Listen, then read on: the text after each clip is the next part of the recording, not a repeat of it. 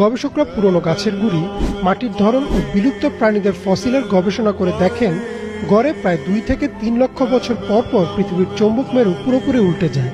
আর যখন যখন এটি উল্টে গেছে, পৃথিবীর প্রাণীকুলের উপর নেমে এসেছে কিয়ামত, অর্থাৎ প্রাণীজগতের বিরাট এক অংশ বিলুপ্ত হয়ে গেছে, যাকে বলা হয় ম্যাস এক্সটিনশন। সর্বশেষ চৌম্বক মেরু উল্টে গিয়েছিল 7,80,000 বছর আগে, অর্থাৎ আমরা নির্ধারিত সময় থেকেও অনেক এগিয়ে গেছি।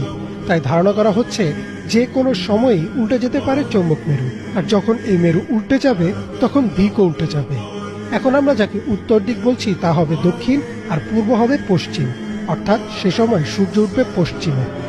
হঠাৎ একদিন সকালবেলা সূর্য পশ্চিম দিক থেকে উঠে যাবে এবং